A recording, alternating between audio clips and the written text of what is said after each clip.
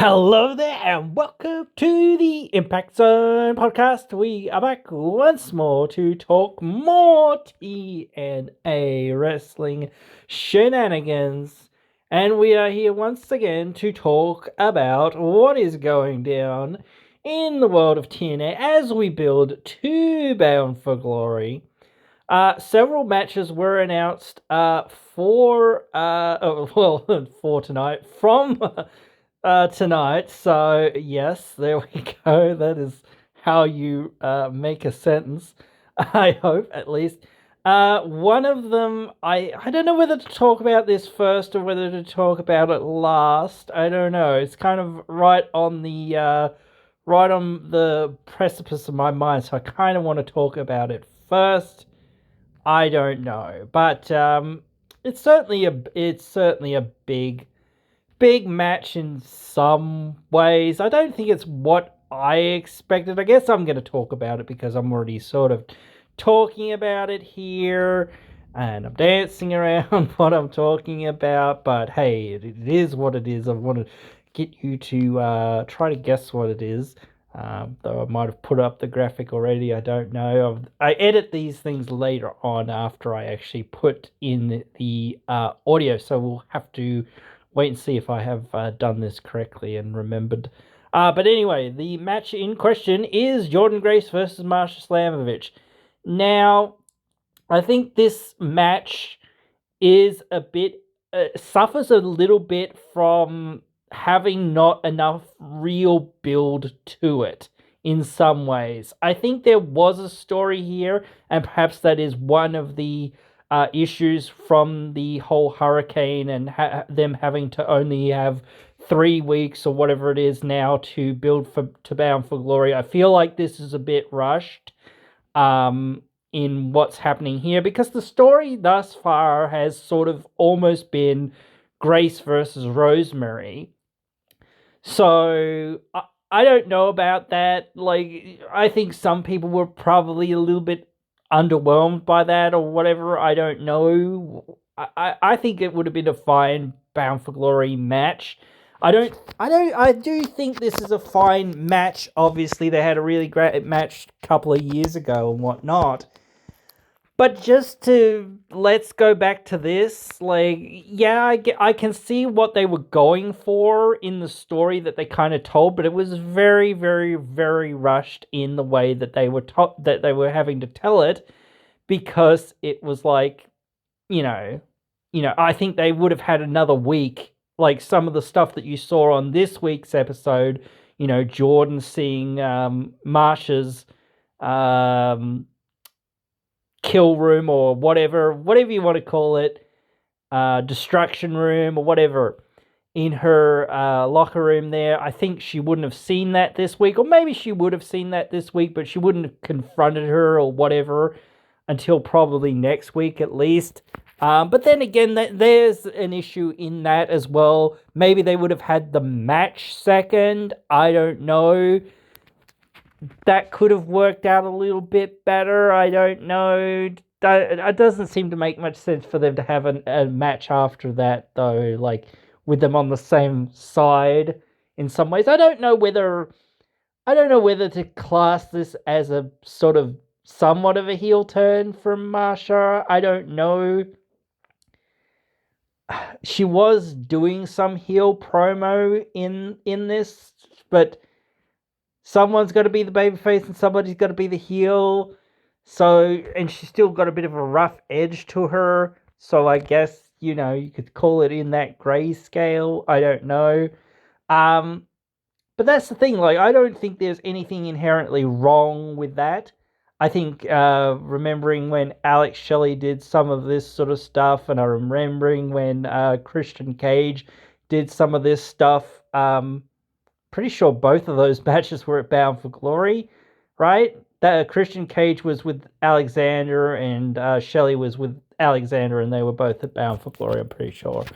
So, yeah, but anyway, which is funny as well, because it both involves Alexander, which is weird, but whatever. It isn't weird, but it is weird. You know what I mean? It's one of those things. It's a bit like, wow, a little bit of a coincidence there or whatever. But no, not in some sense, but obviously in some other sense. But anyway, the match that they have sort of been dancing around for a while had been the match with Rosemary, seemingly. They had mentioned this like recently-ish, I guess, that, Jordan was saying, hey, I was looking to see if you were going to actually challenge me.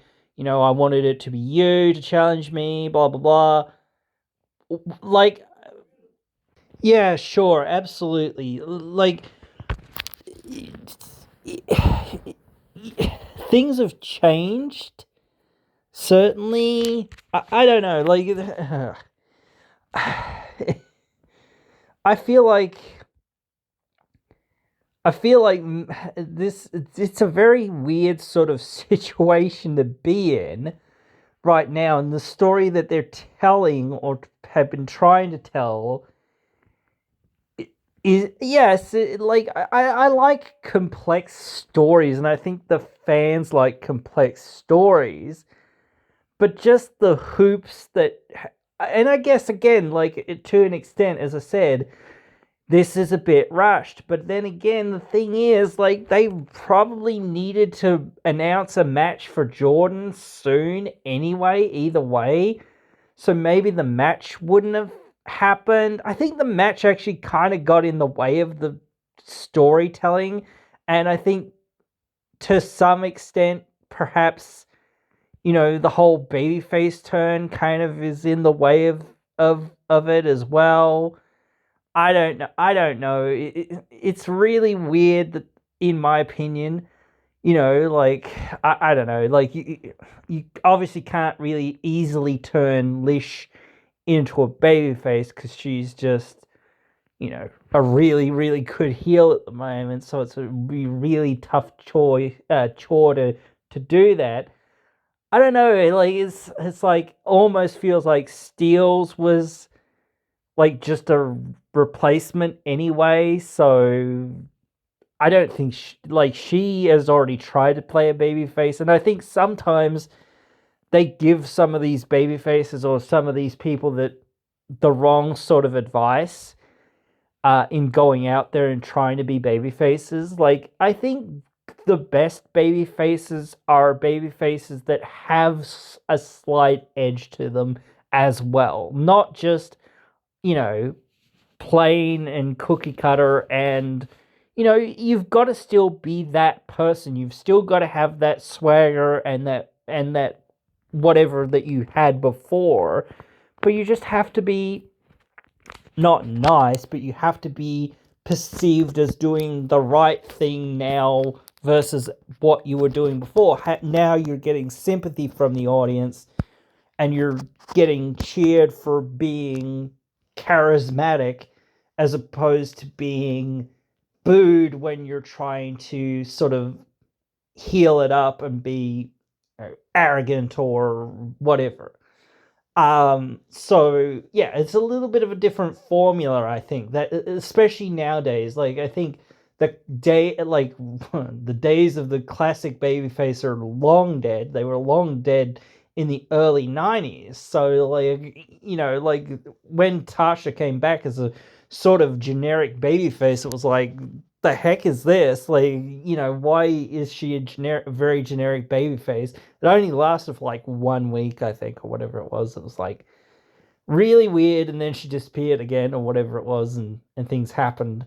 And she hadn't been on TV for freaking forever either, so it's just like, well, like, and when she hadn't really won very much, and that sort of thing. So it was like, yes, so like, she's here and she does stuff, but she's not, in the upper echelon of the division.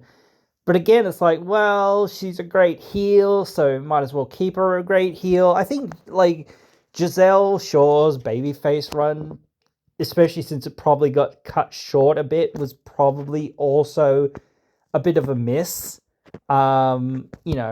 It was kind of a cool idea, and I think, like, like, a lot of people did want her to come back and whatnot.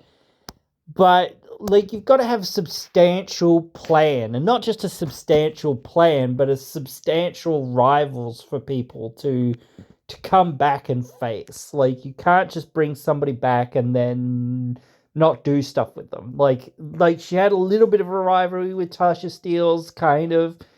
I thought that was leading somewhere, and then it sort of just petered out. I think they gave up on it a little bit too quickly in some ways, or they never really gave it the space that it needed to really shine. And that's the thing, like sometimes these things just happen where you can't, find time for everything. But again, I think they should find more time for more of these things because, you need that sort of thing. Like, Xia Li just recently debuted. Or, yeah, Xia Li, whatever yeah, her name is now. I still haven't caught up with it and figured it out or haven't cemented it in my brain. So sorry if I'm saying the wrong name. I'm not obviously not saying the right name, but still, you all guys all know who I mean, and you probably say the same friggin' name anyway. So cut me some slack for not remembering her brand new name that she's used like twice. Whatever. Anyway. So, like, what's she doing? Like, this is one of those things. Maybe she should have come in like 6 months ago or something, or whatever it was, and been beating fools left, right, and center, and then been a challenger for Jordan. I don't know, like, if she was under contract or whatever else it was, and she had a no compete or whatever it was, so she couldn't compete until now. But, like, why debut just before Bound for Glory? Like, say she's going to debut at Bound for Glory or something, and then have her a really good opponent for her or something. Or just debut her in the friggin' Call Your Shot gauntlet. I don't know. I do feel like sometimes the men and the women need a separate Call Your Shot gauntlet. But then again, it's going to be really tough because, again, it's like, yeah, there's not a lot of people that are on that roster. But again, it's like, well, also you don't want to ever feel like, oh, there's so many people that are on the roster that just have nothing really to do or whatever. Not really nothing, but not really nothing at all. So, but anyway, that's the way of it sometimes. It is that way. You can't do much about it. And this is that situation. Like, obviously, there's I don't know the situation now. There's another couple of hurricanes, I think, going through the south of America there, and the coastal areas and whatnot. So my thoughts and prayers or whatever are with those people that are there. I'm obviously, as said before, not a religious person or whatever, or believe in any of that stuff, but I do feel for those people, and I do hope everyone is as safe as possible. Do follow local advice, warnings, etc. Try to keep safe out there. So certainly there are more important things than this, but it has thrown a wrench into the plans, obviously, with this sort of build to Bound for Glory, at least with some of these things, especially this match. But Moose and Santana, I think this match, this rivalry, I guess we'll get to the match as well, but yeah, this match in this rivalry, it's really all about Santana, in my opinion. Like, yes, it's got Moose is there, and he's part of this rivalry. You've got to have two people at least for a rivalry. But this is all about Santana. They're trying to build Santana. Moose is a ready-made man. Like, they can plop Moose into any match, any main event, any time, anywhere that they really want. They give him a couple of wins here and there against some of the other upper card wrestlers, and he's, got a main event match or whatever, or even, some sort of battle royal or Call Your Shot or anything like that. You can give him anything, or just a number one contendership match, 5-way number one contendership match or something. And he will, like, they can make him win that, and then he can have they can build a story around that from there. Like, they can build a story with him and whatever he's doing next. Not that hard for him to be included in something important. Santana, he's only really just come back. Like, he's been back for a while, yes, but he's only really just come back. And he hasn't, like, he's been doing some decent stuff, but this is like a time to shine and a time to, like, he's beaten Myers, Edwards, and Dango, I think. All of them, pretty sure. So he's beaten most of the system, except for Moose. And it looked like he could have beaten Moose in their one-on-one match. Now, this is something that sometimes happens as well when you have two wrestlers that are like this. That, they've had one match maybe a few months ago or whatever it was, and then they'll have a rematch. And the first match will be a bit more screwy or whatever, and then they make some sort of reference or, nod to that, and then, the babyface somehow comes up trumps after that, like you saw that with Hendry and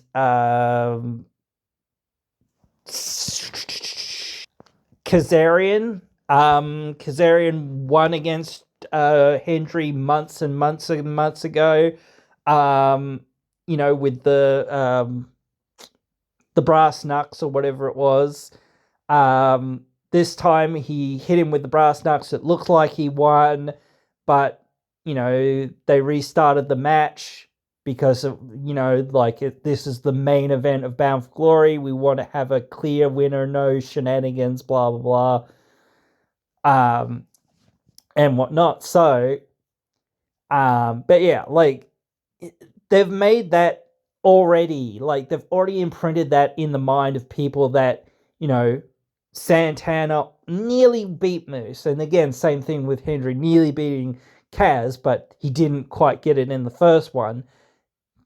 Santana didn't quite get it in the first one, but this one I'm pretty sure he's going to win. Just to build him up more to being one of those top level main event guys that they can, keep for the rest of, a few years to, be a really solid hand up at the top. I think Santana, I don't know. He's a good babyface, but I feel like he'd probably be a better heel, to be honest, in some ways. Like, again, like I almost said that with Marsha. She was a great heel. I think it's like silly that I think they it's tough to tell a great story with, a team, especially a heel team, splitting up and two people or the team coming and going their separate ways or whatever and that sort of thing. But maybe that's what you should have just done. You should have just had Marsha friggin' storm out on Lish after they lost, and just wander away, whatever. And then maybe have a little bit of a segment backstage of Jordynne Grace saying, all this time I've been putting up these challenges, I've been hoping it was Marsha, and, give more than a reason why, because, like, she was my, like, toughest challenge that I ever faced, 2 years ago or whatever it was. So I want to make sure that, I'm, still the best, because she's, like, probably the next, like, one of the best women, like, the best woman on this roster to challenge me, whatever. And she could say that to Marsha or whatever as well.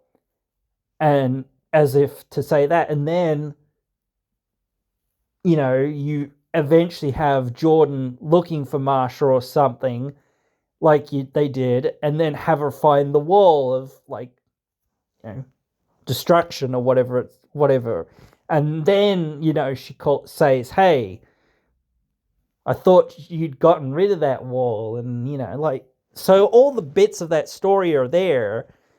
But, I just think the way that it was told with the babyface turn kind of doesn't make much sense.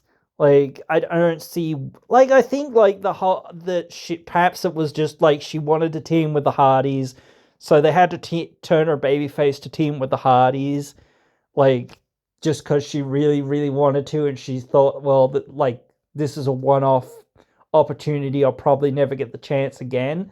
So, I don't know. Maybe that was it. I don't know.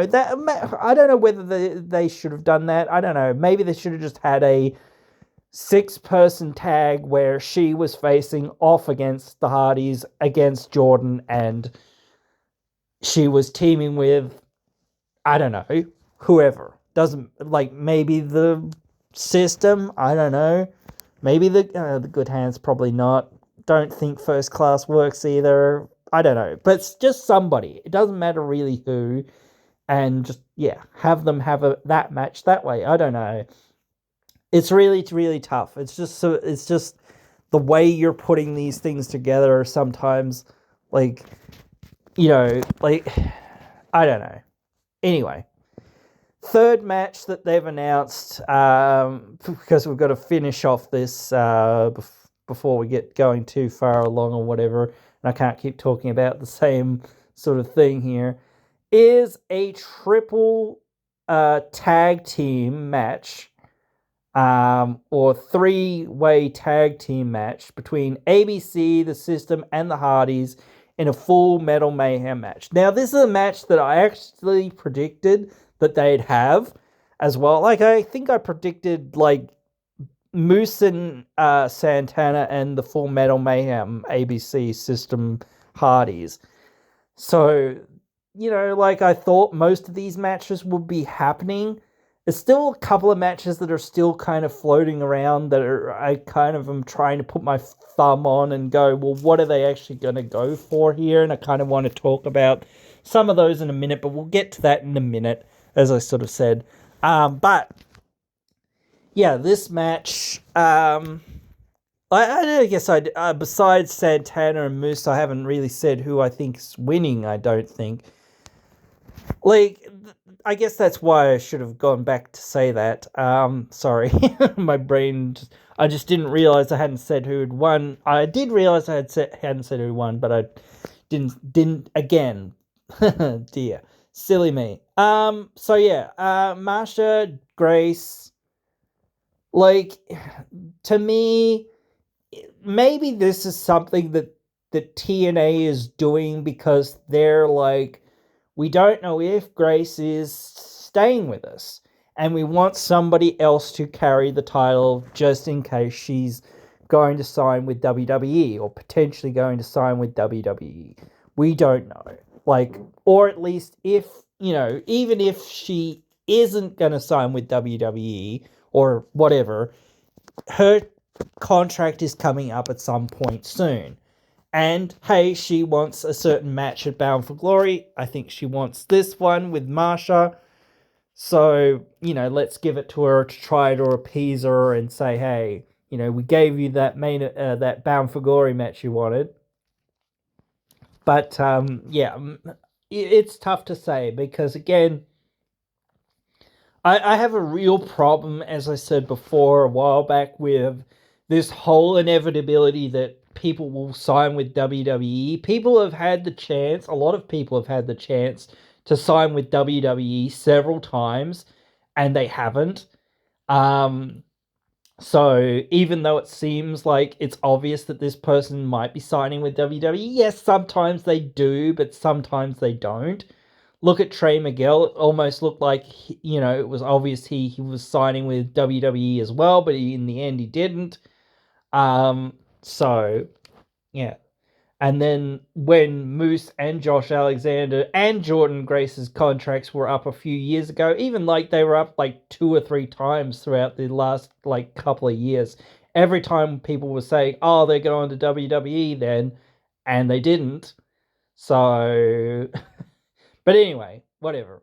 she has that opportunity, but they're obviously doing this in some ways to try to retain her or try to placate her or whatever. Honestly, I think the title should just come off of Grace. I think it was kind of, I don't know whether it was a complete mistake to not put it on Marsha, but in some ways I think it was a bit of a mistake not to put it on Marsha. And like I'm kind of like I like Grace, but I'm kind of over her run because she's got no one to really face. Like apart from like Rosemary was the last person that she had to face like in the division that she really hadn't really faced and like dominated and defeated like properly in this run. So I felt like this is like, I feel like it should be Marsha just because, or maybe it won't be because I'm still thinking there's potential for something else, but I'd prefer to see Marsha win this just because I like kind of over Grace's run and just kind of want to see something else. But then again, like I am thinking that there is the potential for Kylan King to come back, and I still kind of want to see Kylan King take this title. I think this is probably also an issue because like Kylan King wasn't in the division, and she probably would have been like the linchpin of this year. She probably would have been much more featured and much more part of the plans, and she probably would have been facing Grace at this point anyway. So yeah, well, but we would have had to. You never know, but again, that's just my perspective of where it was. Anyway, at least I'm saying, this is what I think, but like I still potentially am thinking like Grace could retain, so I'm 50-50 on that one, unfortunately. I can't really tell, but if I was to hazard a guess, I guess Grace will win just to um put off perhaps like hoping that Kylan King or something else will come up because again, like Marsha's like not great heel right now. So and there's not enough story. There is a bit of a story, but it's like very flimsy at the moment. So yeah, I don't know. Hardy's ABC system. Um I know a lot of people kind of want to see the Hardys win and win one more tag team title, have one more tag team title run. I feel in some ways this was kind of almost set up for them to kind of look like they were going to win, but honestly, I don't feel like they're going to win. I think this is a spectacle match. This is like obviously it's a spectacle match. It's TLC or whatever. Like it is TLC. Everyone knows that it's TLC. They just can't use the name. But still, like it's not a match in my opinion that will change a lot of things. Like it will showcase the Hardys can still go. The ABC are probably the future or maybe the future of the division or still a major part of the division. And the system are in control. Like I feel like that's the story kind of here. Maybe ABC could win, but they've just lost the titles, so just winning them back again is not great. Again, same thing with the system. They just won the titles, basically, so it's not very logical that they just lose them. So I think I see that the system will retain here, and I don't know. I kind of feel like ABC, they're a great team, but there's a lot of great teams. But unfortunately, I think most of the teams are like heel teams, which is crazy. Now, like you've got First Class, you've got Sinner and Saint, which are now heels. So you've got the system. You've got a lot of these. You've got Hammerstone and Jake something. So you've got a lot of these heel teams. You've got the Good Hands. Like it's like there's hardly any babyface teams. So I do feel like it's kind of tough there for them in that regard because it's like, well, maybe we have to think about like doing something else or giving another team, perhaps even ABC, back the titles at some point soon. But the thing is, it's like, well, I don't know. I think like it'd be cool to see Cena and Saint win those titles at some point in the next year. I don't think they'll win them until within the next year. I mean within 2024 to 2025. So within a year from now. So, but like maybe 2026. I don't know. But still, I don't see that happening for a little while yet. I think they're a very good and talented team, but I don't see them winning those titles yet. I think but it's really tough again because it's like they don't have a lot of great babyface teams for them to go against. No one really does. It's like there's like no really great babyface teams here except for ABC, to really go against. So it's like, well, I hope WWE sends over some, NXT fools that want to get jobbed out or whatever, like, so maybe what's his name?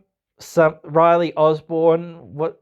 I don't know who else is in Chase U, but whatever. Whoever else is in Chase U, as long as they're all still baby faces. I don't know whether they are. I don't know. I don't follow NXT very well. I just follow a little bit here and there, but yeah.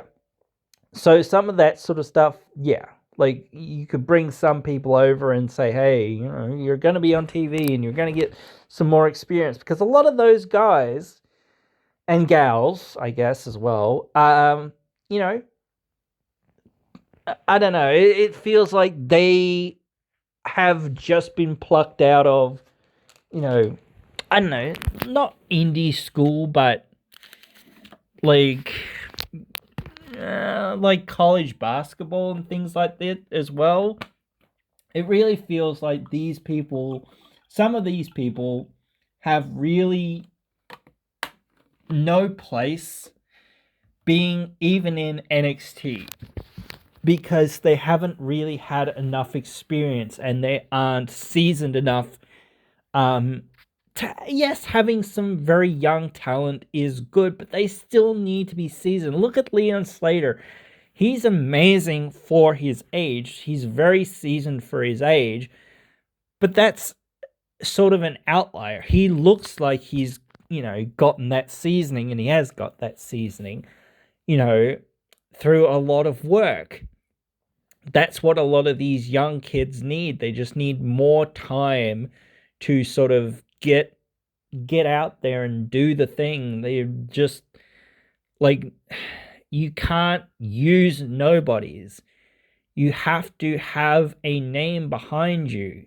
Even if that name is pretty small, you still have to have a name behind you. You still have to be ready for prime time, as it were, in a sense. The people that are there, like you can be seasoned, but play a character that isn't seasoned. If you get, a younger character or a less accomplished wrestler or whatever, because a lot of those wrestlers are very unaccomplished when they come to the main roster, and again, WWE doesn't really reference or recall or whatever past accomplishments on the indies, especially. So, having had some tenure on the indies and getting that experience is useful. But again, just thinking, oh yeah, well, it's probably not gonna come up that I was PWG champion or whatever it was, or GCW champion or whatever it was, unless it's like really important or something, or you were the hardcore champion or something, or you won a King of the Dash match tournament or what, like if it's part of your gimmick, like you're sort of doing Mick Foley-esque stuff or whatever, or you won the Super Junior League or whatever, so yeah. you've got to look at it like that. That's the way you've got to look at it, and being like, yeah, we could do stuff here. But it's one of those things that it really is a tough thing. But anyway, let's move on. We've already talked a little bit speculatively on some of the matches that potentially could be going down at Bound for Glory. Now, I thought that Eric Young and Josh Alexander would be a singles match, but they just had a singles match this week on TNA Impact. So I'm very unsure that they're going to have a singles match at Bound for Glory. They already had a singles match, what was it, like 2 years ago or something? I don't know. It was at least a couple of years ago, wasn't it? Was it at Slammiversary though? Sorry, or was it about? I think it was the Slammiversary.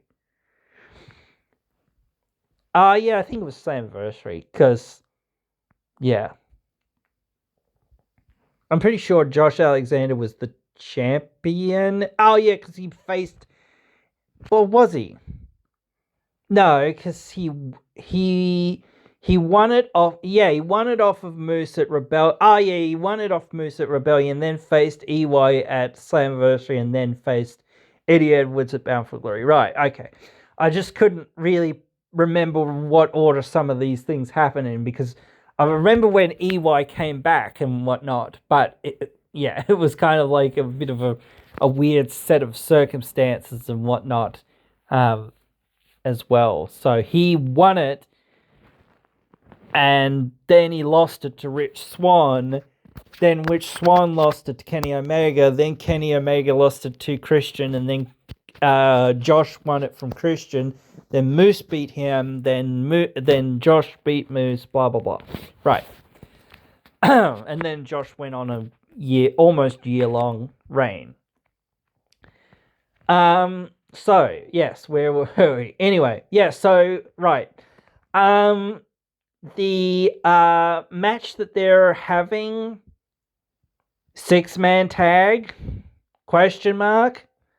I don't know. Like, it's tough to say, because it's like, yes, Macklin has been involved in this story, but he kind of really doesn't fit within this story, just because he's kind of there and he kind of exists, I guess.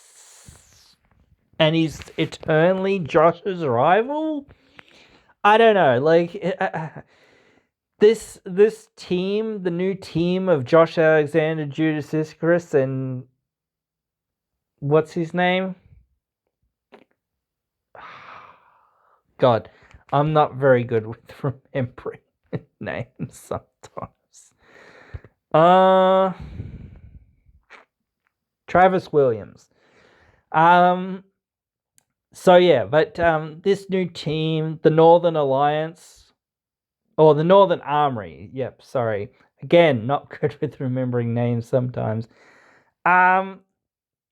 Sounds to me like EY needs to get Team Canada back. Like, that's what it sounds like to me. That or World Elite, maybe? I don't know. Like, something like that. That sounds actually kind of good, actually. I said he should get back Team Canada, the team, back together, the band, whatever, like. But the problem in that is that he couldn't get probably almost any of the, like, original Team Canada members back. Maybe PD, very unlikely, I would say, because he's backstage management in WWE. So I don't know. Was he I actually twigged myself there the other day? Was he actually even in Team Canada, or am I just like smoking crack? Because I know that A1 was in there, and Bobby Roode and EY, and I just can't think of the other fourth member, because I know Scott D'Amore was the manager. But there was another person that was in there, but I don't know whether it was Petey or not. Was he doing something else? I just can't remember. My brain sometimes. Actually, I might just look it up because it's annoying me. Yes, he was. Okay. My brain. Sometimes you just think, obviously, was this person in this group? And then you go, was he? I don't remember. Because I remember Petey being like with Scott Steiner more than most things. Like, holla if you hear me, and etc. Little Petey Pump, like whatnot. But still, interesting, interesting. But it's so funny the things you remember or don't remember, or how you remember these things sometimes. But yeah. So Petey, like Bobby's retired, properly retired as far as I know. Maybe you could like twist his arm a lot to have one more match. I don't know. Very unlikely, just in my opinion. Petey semi-retired, I would say, probably. Like he looked like he could go when he was in TNA like a couple of years ago and whatnot. So maybe potentially, but I think he's sort of effectively hung up the boots as well. So, and it's probably been a few years since he's wrestled. Um, and A1, yeah, he retired a few years back, like a long time ago, didn't he? I'm not sure exactly when. But like PD, EY, and Bobby are the only ones that most people remember, like and whatnot. Though I couldn't remember whether P was actually in like Team Canada, but still, it's just that thing. It just feels right. It feels like you know that unless you're gonna make Team Canada 2.0 or like they did this with LAX where they just were like, no, this is Team Canada. It's or whatever, like this is LAX. It's not LAX 2.0. It's not LAX 2000. It's not whatever else. It's just this is the new LAX or whatever like it's still just LAX. Like it's just Team Canada, but it's a new Team Canada. It's this generation's Team Canada. It's not a new Team Canada. It's not Team Canada 2000 or anything like that. It's not. You refer to it as the new Team Canada, but it's not the new Team Canada. This generation's Team Canada. Like it's not called that. It's just called Team Canada. But it's a new iteration of it. You know, I don't know. That sounds kind of cool if you could bring up some young talent from Canada, or I don't know many talent that are in TNA right now that are from Canada. That there's a couple, obviously. There's Speedball Mike Bailey. Actually, that could kind of work. But then again, he's probably having a match for the X Division title at Bound for Glory, so that doesn't really make any sense. But then again, like for the last few months, like that X Division title has dropped significantly. Like I thought that they were gonna do something with it when they gave it to Wentz. I was like, okay, freaking finally, let's figure out what we're doing with this title because it had been going nowhere with Speedball Mike Bailey holding that belt. But that's also because there's just like no one in that division for him to freaking fight properly and have a really good story with. So what are we doing? Okay, let's put it on Wentz and let's do something. I think that the story of him losing the title is actually kind of cool. But the problem is, like, what are you doing with that? He's not around. He's not here. He's not, cutting promos. He's not doing anything about it. Like, he's just sort of disappeared. I get that he's needed on WWE and whatnot, so I guess, sure, okay. So it's like, again, one of those problems when you have these, or when you perhaps have another plan B, C, D, whatever it is.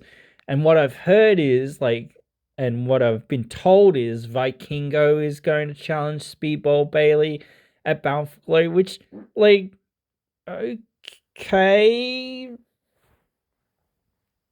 sure. Like, the match that they had this week on TNA for a number one contendership to the X Division title, it's just for next week. Like, instead of having like a match or whatever, or waiting for Wentz or whatever to have his match against Bailey or his rematch. Like, yes, you've got to have other contenders, but like, instead of like having it just be a match that is set up for next week to set up another match for Bailey at Bound for Glory, have had that been the match that determined like the number one contender for Bound for Glory or something. Or have a couple of matches that, say this is, like a first round contenders qualifier, you know. Just have a couple of those, like, and have somebody face Bailey at Bound for Glory. If you want it to be Vikingo, have him friggin' appear on the show and have him wrestle on the show and have him win matches that determine that he is going to face Bailey. Like, maybe it's because he couldn't make the dates or he couldn't make the towns or whatever it was, or he just like couldn't be bothered to like show up or whatever. I don't bloody know, or whatever it is. Or maybe it's because hurricanes, I don't know. Maybe he can't get across the border or whatever it is. I don't freaking know. But he's getting across the border for Bound for Glory, so I don't freaking know. But still, like, at least in theory, maybe you could have done something with it. But it's like, I don't know. Yeah, I think, like, to start with, you need to settle that, Wentz is like, right now, I can't figure out what I'm doing with the X Division title. I've got to sort myself out. I've got to, he should have done a promo, being like, I've got to go away and I've got to reevaluate things and whatnot. And, like that sort of thing to say, he's gone away and, he doesn't know what he's going to do now and that sort of thing. And where he's lost his brother and he doesn't know how to feel anymore. And he thought it would be over. And it is, I guess, but it's a bittersweet pill to swallow, like, just say that he's gone away for a little while, just to make the fans understand, why isn't this guy enacting his rematch clause? Like, he's not reenacting his rematch clause because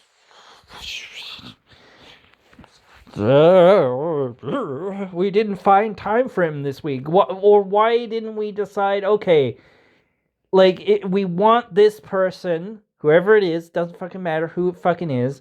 We want Vikingo to face fucking Speedball Bailey at Bound for Glory. Okay, cool. So let's get him in to have a couple of matches and be the number one contender at Bound for Glory. Or win some sort of match, gauntlet, Ultimate X, anything. Whatever else it is. I don't care. Like, let's have him win a match and set up for Bound for Glory that way. Not just, he appears, here he is, and he's going to have a match for the title that he didn't earn. Like, what? So, like, that's what I mean by the X Division titles really dropped down. There's no, like, there is a story there in the X Division, but it's not to do with the champion, I don't know. Bailey is a good wrestler, very good wrestler, but that's pretty much where it ends, I think. Like, at least to me. Like, now I think a lot of people like good wrestlers, but I need somebody who can be more than just a wrestler. I think some people are a bit hard on some people who are great wrestlers, but also great characters, or can be great characters. But it's like Rich Swann is one of the most perfect examples of this. He had tons of charisma when he was a babyface. He was a pretty darn good heel. I didn't really want to boo him, but he was a pretty darn good heel. But he had tons of charisma as a babyface, and you could believe everything that he did because he had so much charisma, and everything he did made it feel real, you know. So versus that to Bailey, where it's just like he's a very bland post. I'm sorry, he's very, very bland, and sometimes that's how baby faces are. But he's a very, very bland person. You know, I want more than that. I like Wentz way more because he had a whole, like, even as a babyface, he had a whole lot more personality going for him. He had something going for him. Look at Leon Slater. Even he has a whole lot more personality and charisma going for him than what Bailey does. I like Bailey as a wrestler, but I just don't like him as a character. He's just like, or just as a person, perhaps. The way he comes across as a character. I don't know. The way he's like, I don't know. He just, like, he doesn't really connect with me at all. Like, because he's got not enough charisma, not enough aura for me to connect with. You know, and he's never, like, when he was involved in the story with Mustafa Ali, I think that was great. He didn't really need much in that. He could be the conquering hero, you know, which was good, which worked really well. But after that, you have to have him have obstacles and adversity because, like, he can't carry the story, you know?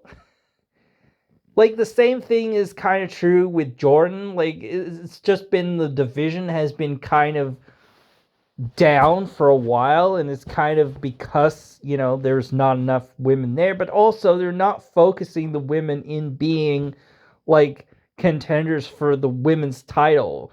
They're too preoccupied with being tag team champions or whatever, and there's no other teams for freaking Spitfire to even face, god damn it. Low, I think maybe Ash by Elegance and Heather Reckless might be a team soon, I guess. Whatever. But they're gonna have a match against the champs, like their first match. Like, what? What? Because there's no one else for them to face, basically. Maybe Tasha Steelz, I don't know, or something. I don't know. And maybe by that time Lish will be healed.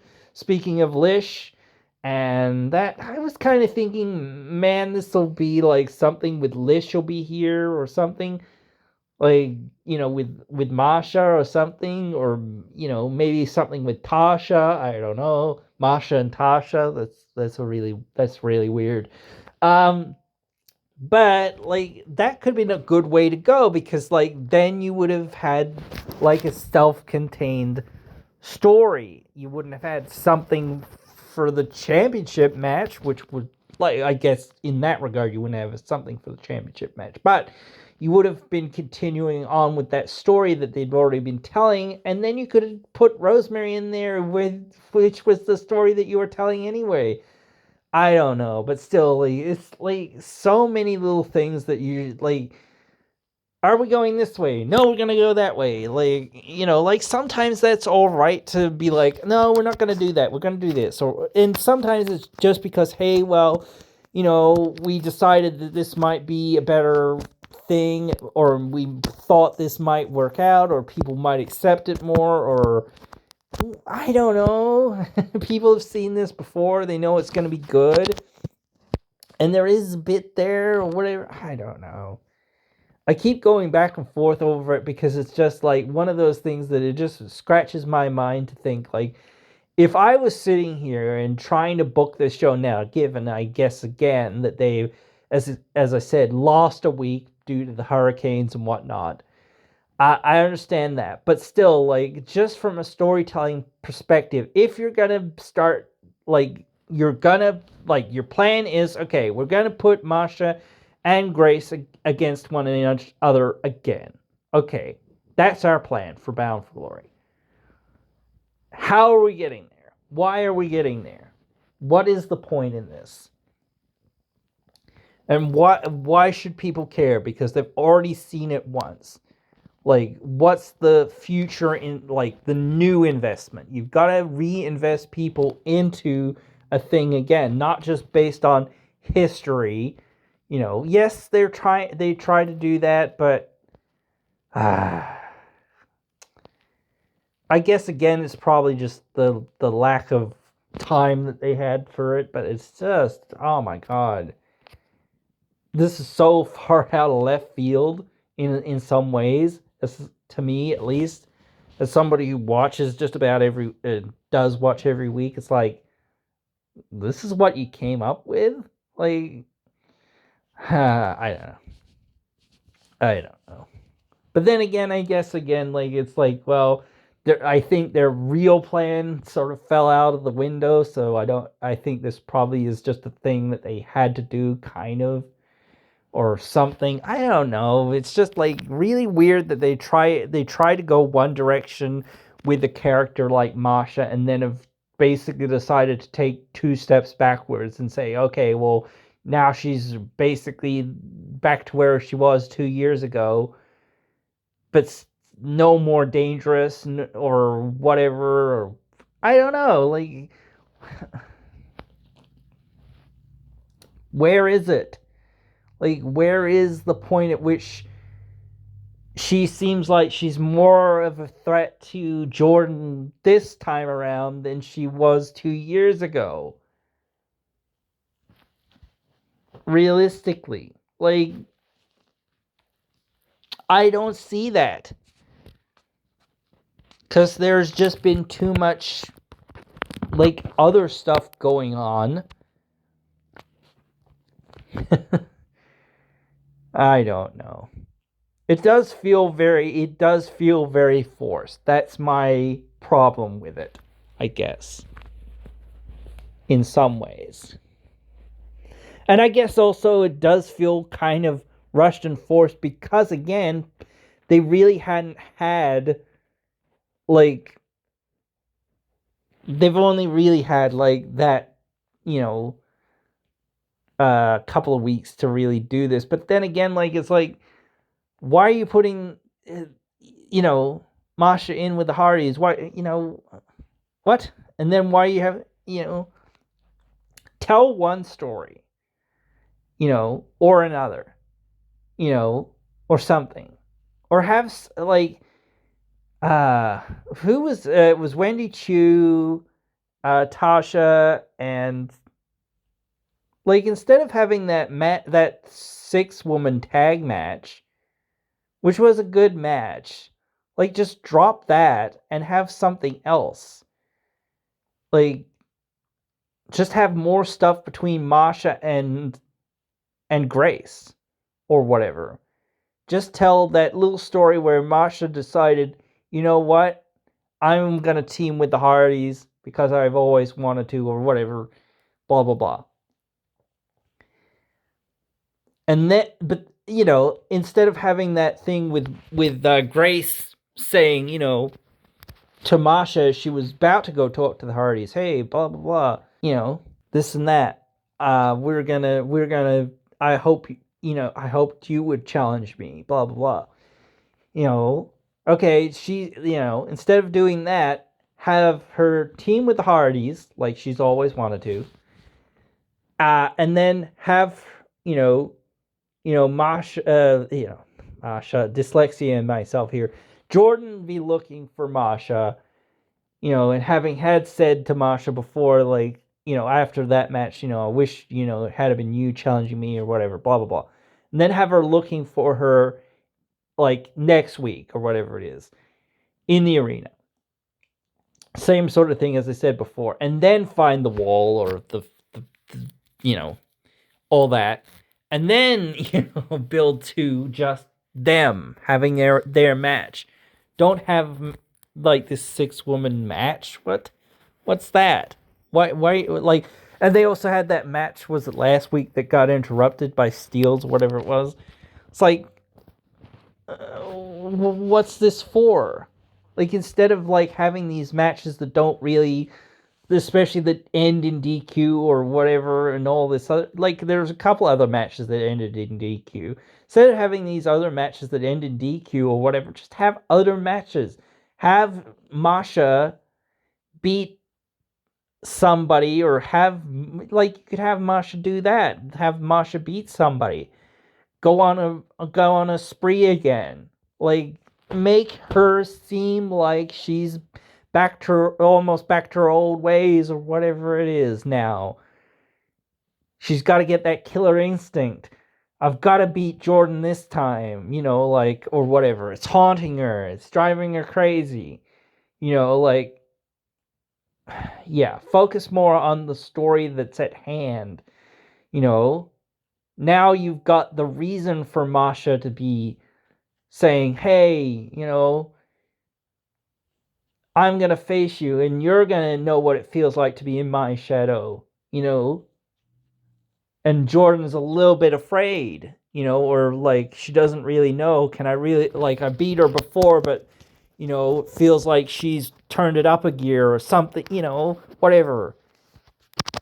Can I really beat her this time? Like, can I beat her again? Maybe it was a fluke or something, like, you know, yeah. You've got to find a way to put the stakes into Masha. Like, that she feels like she's suddenly somehow got all the momentum in the world, which is very, very tough to do in like a couple of weeks. But again, like, she suddenly has snapped and she's gone crazy or whatever, and she's, you know, you know, doing all this stuff to get to Jordan. And then they finally, like, come together and they're like, yes, I will fight you, and then you'll feel like what it's like to be in my shadow, apart from me being in your shadow, like, yeah. So I think some of that could have been like lost, or you could have just brought in Sol Ruka to have like a couple of tag matches with like other people, like maybe just Jordan, whatever. That could have been fine. Like last week, it could have been just Sol Ruka and Jordan, and they could have like, yeah, it was Wendy Chu and Rosemary last week, and it was Wendy Chu and Rosemary and Tasha this week. Yeah, so they could have won last week or whatever.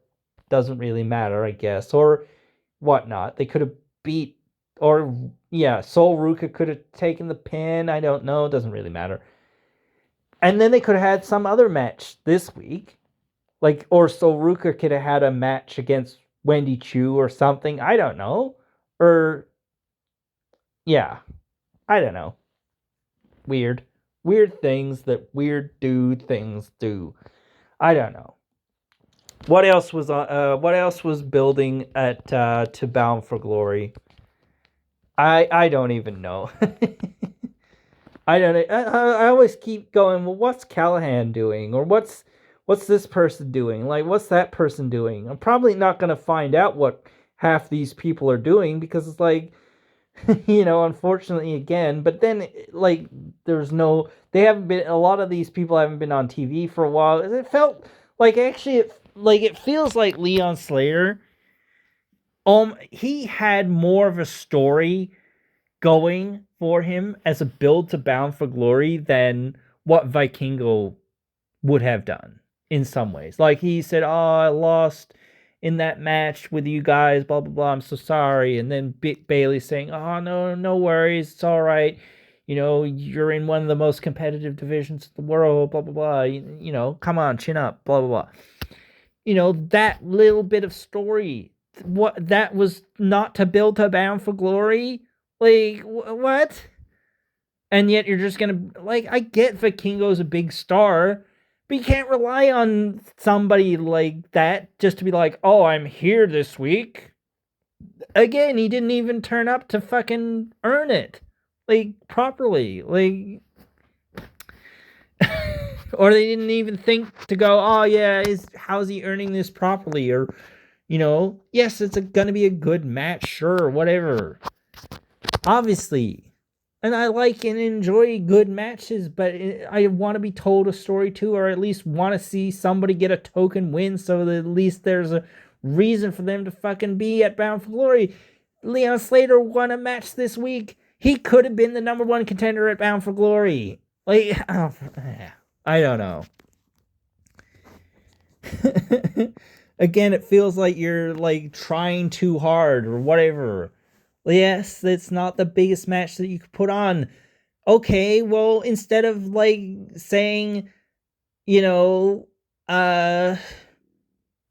where's Vikingo? Why isn't he on the show? Why isn't he in a number one contendership match and then earns it? And, like, you need to have this sort of stuff. You need to realize this sort of stuff. Like, I don't know. I really don't. What's Gresham doing? Who knows? I don't know. What are Hammerstone and that doing? What and something doing? What, there's so many people that are there that feel like they might be going somewhere, but it's like, do they have plans for these people, or are they just kind of there and sometimes they do stuff? Like, sometimes it feels like that. Sometimes it feels like, they have these people and they have all these people and so much they could be doing, but yet nothing happens. Like, only a few people really get to do anything. And then it feels like so many people, or the same people, get to do so much that's like, man, this is a bit much because the system interfered like 3 times tonight, or whatever it was. Like, I get you're setting up these stories and these moments and these payoffs and these things, but for God's sakes, it's like, like, instead of having, it's tough because, again, like, you have to have, the B unit and whatnot again, and then you've got to have the next match go on.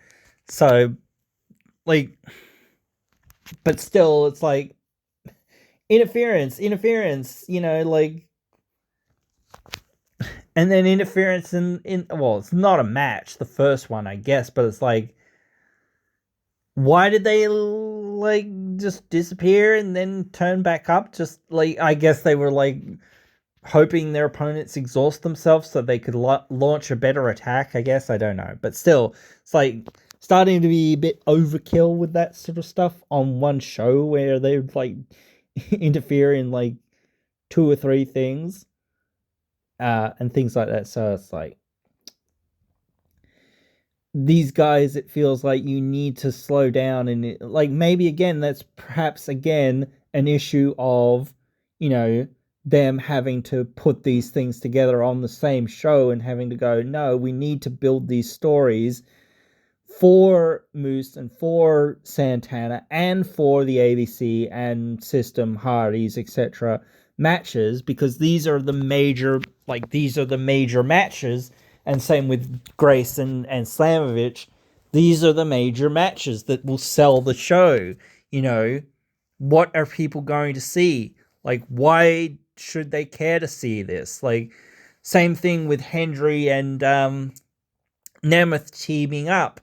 It's like, again, the classic, can they coexist issue type thing. At least they're not winning the damn tag team titles for no goddamn reason, just because they're gonna face each other.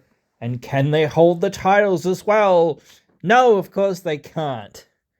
And then you're just hot potatoing the titles, which is stupid. But anyway.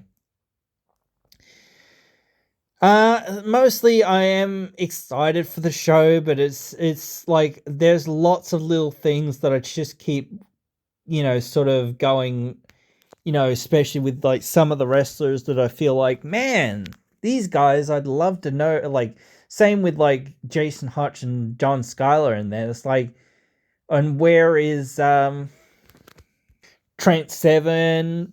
Like, like what's he doing? I know like Havoc and Crazy Steve are in Mexico and just won the AAA or whatever it is titles, or what tag titles or mixed titles, whatever they are. So yeah, I know what they're doing, but it's like, like, and I know they haven't been on TV for a while, but it's like, like what's Gresham doing? What are some of these people doing? Where, like, what's Kushida doing? Like, like it's like a lot of these people don't seem to have any plans, like, and they're just going to be probably in the Cody Shot Gauntlet. I guess, I don't know, but I'm hoping for the best again, and we have to wait and see for next week. I think it's only like 3 weeks till the pay-per-view. Yeah, so yeah, it's only like 2 weeks away. So, that's not a or basically 2 weeks away. Yeah, it's not very long for them to really build a lot of this stuff up. So, they've got to rush at least these big time matches.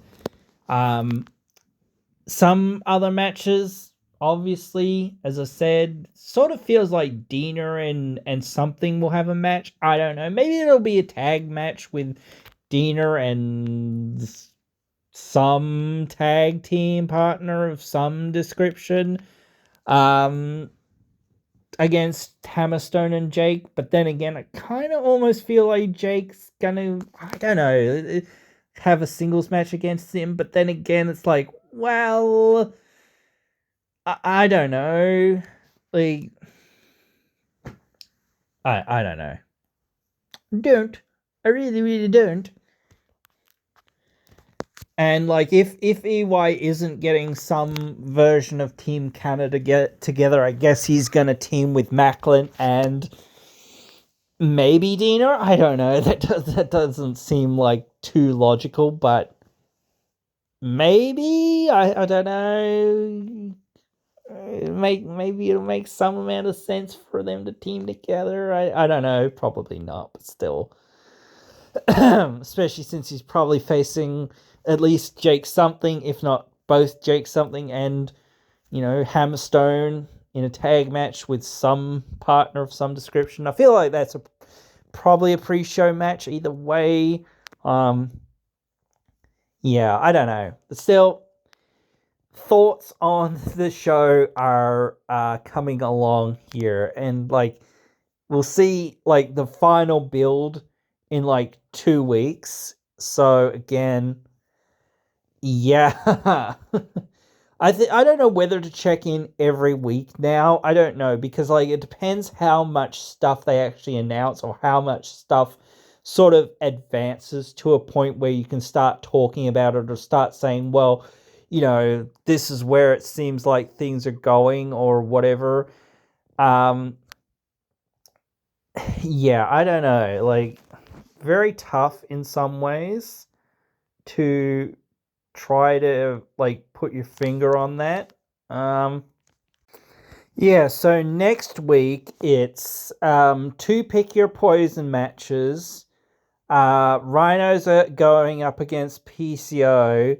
Matt Cardona's going up against Nick Nemeth, and Bailey is facing, as I said, Leon Slater. Obviously there's going to be more than that.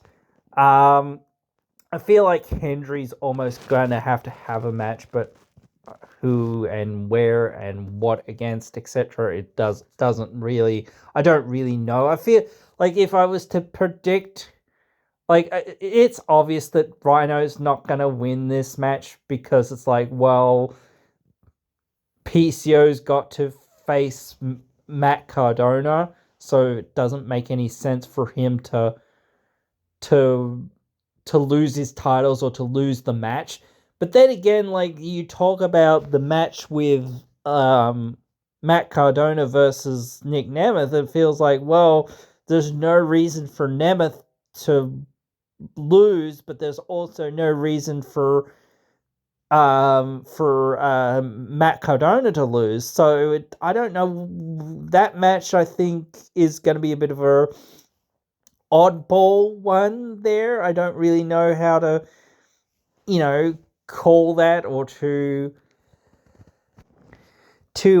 like place that, because it's like, well, that could go either way in some senses. Like maybe it'll just go to a count out. I don't think that's that good, or maybe a DQ. I don't know. That's not very good either. I don't know. It's tough to figure out because it's like neither of them can afford to lose. Though I guess Nemeth is the more upper main event guy, so I guess he would probably win against Cardona just to protect him, because he needs to be kept stronger than Cardona. And perhaps if like Cardona gets distracted by PCO or something like that, you can chalk it up to that or whatever else. So I could see that. Then again, like I don't see like the same way in the sense of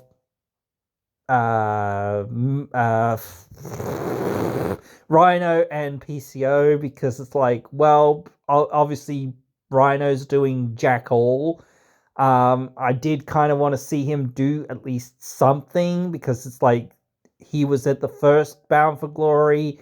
He should be at this one and doing something. What? I don't know. But again, should be doing something just because of that 20-year anniversary type thing. Should try to bookend that in some ways. But yeah, Speedball Bailey and Leon. Like again, obviously it's like they've got rightly or wrongly plans for Bailey and Vikingo at Bound for Glory, which again I don't understand. I think like just like if you were gonna bring Vikingo in and do something, and he's gonna do a one-off match, like he has to be the babyface, I guess. So you have to have it be a. I guess I don't know. Like you don't have to have him be in a one-on-one match. You could just have him be in a match, like on the card, or you could just be in the Call Your Shot gauntlet. Like, I don't know. Or he could just put out an open challenge at Bound for Glory. I don't know. Like, but then that does require, like, probably him doing a promo or something at least to try to say, hey, I want an opponent for Bound for Glory, please. Like, at least, like, I don't know. But still, it does feel like it's very much like, what was the thought going into this? Was there thought going into this? Like, all their thoughts suddenly for the X Division title had become, we don't know. We'll throw it together. Whatever. Like, that's not how it should be. Like, it should be as important as anything else. Yeah. So, yeah. I don't know. We'll have to wait and see. I think, like, it's obvious that Bailey is winning that, so, and whether Vikingo actually turns up or whether it's just, like, I don't know, not a pre-tape, I guess. I don't know. And says, I would like to challenge, somebody at Bound for Glory. And Speedball's just like, well, you got a match, buddy. Like, which is kind of a dick move, actually, in some ways, especially like, after somebody loses a match. It's like, I see that you have lost, so I will challenge him for myself. Meanwhile, I have done nothing in your promotion to earn this opportunity. Very well. Like, what? He's done a lot of great stuff on the indies, and he's a great wrestler and all of this, but, again, that means nothing to the audience that you're coming to wrestle in front of. At least it doesn't hurt you because you're getting a victory of some sort, and then you're getting to be showcased on the show. Either way, you're probably losing at this show. I don't see Bailey dropping it to Vikingo, because is Vikingo actually going to show up next week? Probably not. What's going on? So, exactly, what are you doing with him? It's just this one-off match? Might as well just have a one-off match with anybody. He could have a match with Leon Slater if he wasn't, almost already kind of in the story, or maybe Jason Hotch or somebody like that. He could have a match with literally anyone that's on this show. He could have a match with, what's his name? Gresham. He could have a match with Jonathan Gresham. Or he could have a match with Callahan.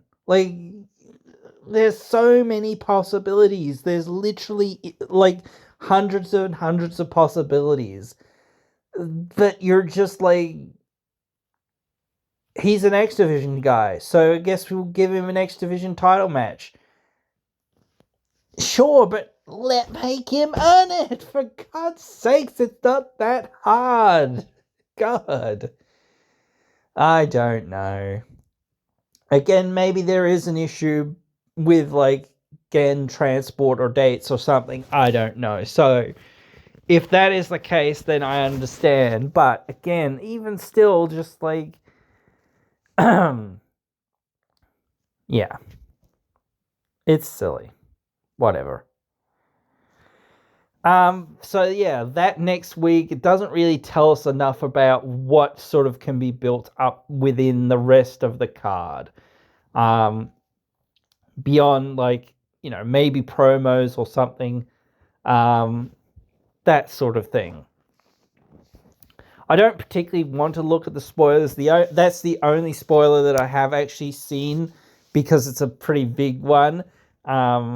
So I don't really want to look into the spoilers too much. And this, I wouldn't have talked about it, really. I should have actually said, sort of semi-spoiler alert. But it's not absolutely confirmed, but that's just what I've heard. But just me going through it and thinking through it and going, well, why is this? It has gotten me in a logic loop. And honestly, again, they should have just, done a bigger,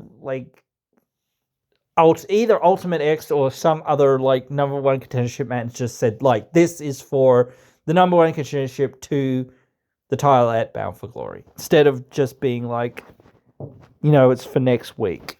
No, this should have been for Bound for Glory. What are you doing? I don't know. Anyway, guys, I hope you have enjoyed my very long ramblings on here.